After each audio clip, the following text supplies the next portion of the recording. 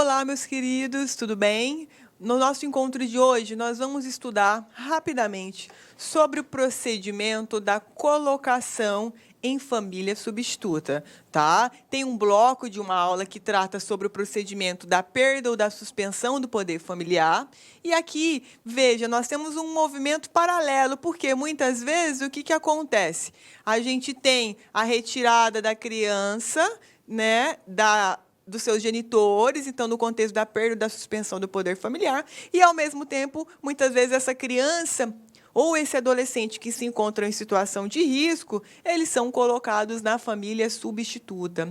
Dentro desse universo, nós temos dois tipos de jurisdição, que é a contenciosa, em que os detentores do poder familiar eles não concordam com essa suspensão, e temos a voluntária, em que há uma anuência daqueles que são os detentores do poder familiar na colocação da criança ou adolescente em família substituta, tá? Agora, veja, na jurisdição voluntária, nós temos um regramento que é tratado pelo 166, que diz exatamente o seguinte: se os pais forem falecidos, se eles foram destituídos ou suspensos do poder familiar, ou se eles concordaram com o pedido de colocação em família substituta, este poderá ser formulado diretamente em cartório, em petição assinada pelos próprios requerentes, dispensada a assistência de advogado. Perfeito? Então, veja, ocorrerá quando os pais forem falecidos, quando eles concordarem,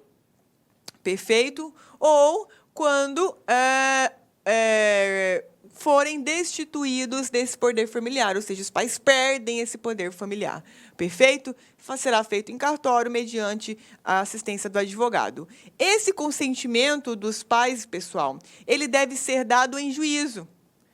Então, veja, o juiz ele tem que ter ciência dessa anuência dos pais, tá? Então, veja, os pais chegam lá para dizer, não, a gente anui que fulano, né? A gente anui que fulano, por exemplo, seja guardião do meu filho. Ou a gente anui que nós percamos o nosso poder familiar porque nós não temos condições. Veja, antes do juiz homologar essas informações, esses pais eles são orientados pela equipe multidisciplinar sobre as consequências dessa anuência, sobre as consequências dessa concordância. E esse consentimento dos pais somente é dado, portanto, depois dessa orientação que é dada pela equipe multidisciplinar. E veja, somente depois que a criança é nascida. Então, ainda quando a criança se encontrar no ventre da mãe, ainda quando se tratar de feto, não é possível se trabalhar com a colocação desse feto que será futuramente um recém-nascido em família substituta, tá? E aí, veja, esses pais, eles dão consentimento, beleza. Esse consentimento, ele é homologado. Mas, veja, dentro de até 10 dias, esses pais eles podem se arrepender. E esses 10 dias eles vão ser contados a partir da decisão judicial que extinguir o poder familiar desses pais. Então, veja aqui, se no curso do processo todo os pais foram anuentes, houve a decisão que destituiu os pais desse poder familiar, esses pais têm até 10 dias para poder se retratar. Dizer assim, olha, a gente não anui mais. Olha, a gente mudou de ideia. Olha, a gente tem condições de criar essa criança. Tá? Esse é o teor, do procedimento geral de colocação da criança ou adolescente em família substituta. Veja que o 166, inclusive, estabelece o seguinte, que quando o juiz ele concordar, quando o juiz não, me perdoem, quando os pais eles concordarem com essa questão da colocação em família substituta, o magistrado ele tem que estabelecer os seguintes regramentos, tá? Na presença do MP, o juiz ele vai ouvir as partes, devidamente assistidas pelos advogados ou pelo defensor público, para verificar a concordância no prazo máximo de 10 dias, contados da data do protocolo da petição ou da entrega da criança em juízo. Como assim, professora? Lembra que a gente está na jurisdição voluntária? Bom, é feita a petição inicial de perda do poder familiar. Tem lá a declaração assinada pelos pais, pelos genitores, dizendo que concordam em perder o poder familiar. Nesse prazo, o que vai acontecer? O juiz ele vai receber, e aí, veja, ele vai designar um ato judicial específico para a oitiva dessas partes, perfeito? No prazo máximo de 10 dias de quando a petição é protocolizada ou quando essa criança ela é entregue ao juízo da infância ou da juventude, perfeito? E aí, veja, depois disso, ele vai poder declarar a extinção do poder familiar. Veja, o consentimento dos titulares do poder familiar é precedido de orientação da equipe multidisciplinar, que é aquilo que nós já conversamos. E veja, os detentores do poder familiar, eles vão poder se manifestar a qualquer tempo durante o procedimento de colocação da criança ou do adolescente que se encontre em situação de risco na família substituta. Perfeito?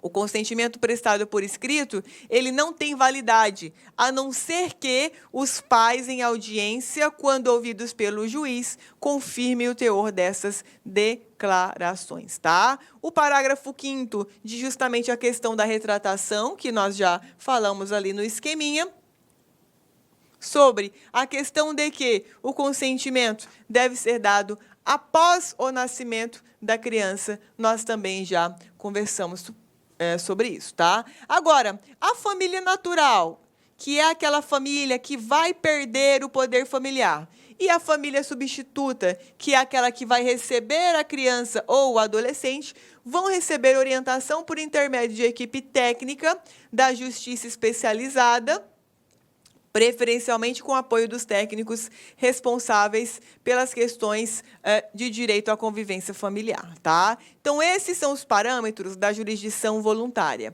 Agora, na jurisdição contenciosa, pessoal, não há o consentimento dos pais, não há consentimento dos genitores. Então, veja como que é o procedimento. O que vai acontecer? Petição inicial. Proposta pelo MP ou por outro interessado, pelos outros requerentes. O juiz ele recebe, exige a citação com prazo de 10 dias para contestar.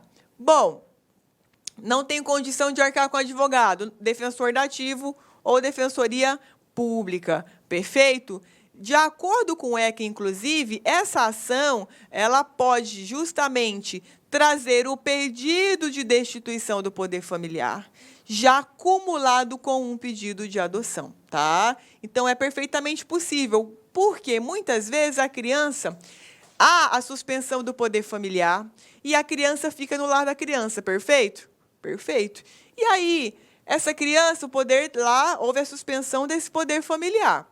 Ela só vai poder entrar na fila da adoção, guardem bem isso, quando for destituído o poder familiar. Mas veja que essa criança, ela tem uma família extensa, que tem interesse em cuidar dessa criança. Então, veja, quando eu tenho alguém da família extensa dentro do sistema da adoção, essa família extensa ela tem preferência em relação àquelas pessoas que estão no cadastro da adoção. É uma preferência trazida pela própria lei, perfeito? E tudo com vistas a efetivar o princípio, né, do melhor interesse da criança e do adolescente. E aí, o que vai acontecer? Muitas vezes, esses pretensos parentes, eles já entram com pedido de destituição cumulado com adoção, tá? Então, isso é muito comum, perfeito? Então, veja, você tem uma acumulação própria sucessiva. Sucessiva por quê? Para que eu possa ter adoção, eu preciso que tenha havido, primeiro, a destituição do poder judicial, tá? Agora, por exemplo, eu tenho uma ação só com pedido de adoção. Então, vai lá, o promotor faz... o promotor não, me perdoem. Eu, como advogada, entro com uma ação de adoção de uma criança, mas ainda não houve decisão judicial que destituiu o poder familiar. A minha ação de adoção ela vai ser inepta. Por quê? Porque eu preciso dessa sucessão. Eu preciso, primeiro, que haja a extinção do poder familiar, para só, então, eu ter ali o pedido de adoção acolhido, tá? Então, olha lá o que diz o 169. Nas hipóteses em que a destituição do poder familiar ou suspensão do poder é pressuposto da medida principal de colocação em família substituta, é observado o procedimento contraditório previsto nas seções 2 e 3 desse capítulo, que é isso que nós acabamos de conversar. A perda ou a modificação da guarda é decretada nos mesmos autos do procedimento, observado o disposto do 35. Por quê, gente? Muitas vezes, não, né? Muitas vezes, o guardião, aquela pessoa que tem a guarda legal, ela não tem o poder familiar.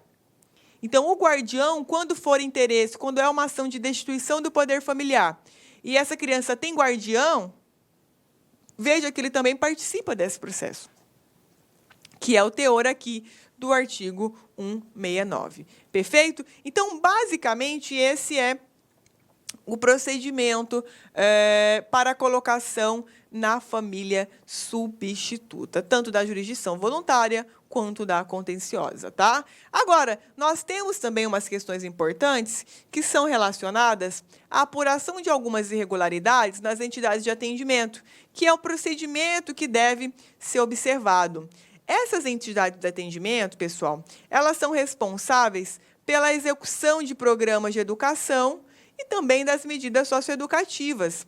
Então, de acordo com o artigo 161 do ECA, nós temos o procedimento que pode ser iniciado da seguinte forma: portaria do juiz, quando este toma conhecimento de irregularidade. Então, chegou ao conhecimento do juiz que aquele lar da criança não está funcionando adequadamente.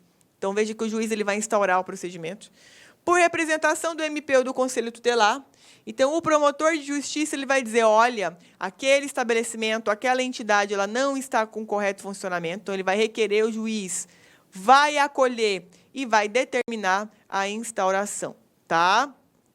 Agora, nessas duas hipóteses, havendo uma urgência, um motivo muito grave, o juiz poderá, inclusive, afastar de forma provisória o dirigente dessa entidade, desde que ele fundamente. Então, se é um problema de direção, um problema no funcionamento desse lar da criança, como uma medida mais eficaz e diante de uma decisão muito bem fundamentada, o juiz, antes mesmo de aplicar a penalidade relacionada a essa entidade de atendimento, ele já vai afastar provisoriamente o gestor dessa entidade. Perfeito? Esse é o teor do 191 que nós acabamos de estudar. E aí, o que vai acontecer, pessoal? Ora, bom, eu tenho um incidente instaurado. Qual é o próximo passo? O dirigente da entidade, ele é citado para poder oferecer resposta escrita no prazo de 10 dias, juntar documentos e indicar as provas que ele pretende produzir. Então, esse é o teor do 192. Depois disso, então, ele é citado. Bem, se apresentado ou não a resposta, o juiz, se for o caso, o juiz vai designar uma audiência de instrução e julgamento para esclarecer os pontos que são controvertidos com relação a essa eventual irregularidade que a entidade de atendimento possa ter praticado. Então, o que vai acontecer? Vai haver essa intimação informando, olha, vamos fazer uma audiência de instrução e julgamento para esclarecer alguns pontos aqui desse procedimento que foi instaurado. Veja, as partes do MP terão 5 dias para oferecer alegações finais, decidindo o juiz depois com relação à penalidade que ele vai aplicar. Então, o que nós temos? Procedimento de aplicação de penalidade instaurado, abertura de prazo para contestação. Depois disso, né? Contestação não, a gente diz resposta escrita. Depois disso, o juiz, se for o caso, ele vai designar audiência de instrução e julgamento. Se ele designou e as partes, né, o Ministério Público e as partes oferecerem alegações finais orais, o juiz ele já vai dar decisão. Se não for o caso, o juiz ele vai dar um prazo de 5 dias para cada parte apresentar a manifestação por escrito, tá? Quando for o caso de afastamento provisório do dirigente dessa entidade de atendimento, o que vai acontecer? O juiz ele vai oficiar imediatamente para a autoridade administrativa superior, na qual essa entidade de atendimento está vinculada, para encaminhamento de substituto, de dirigente substituto, tá?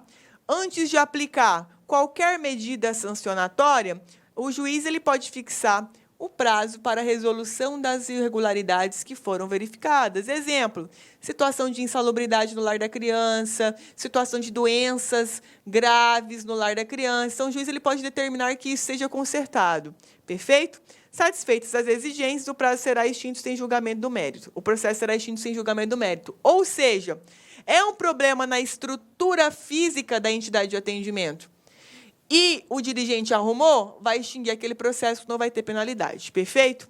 A multa e a advertência serão impostas ao dirigente da entidade ou ao próprio programa de atendimento no qual a entidade funciona, na qual a entidade de atendimento está vinculada.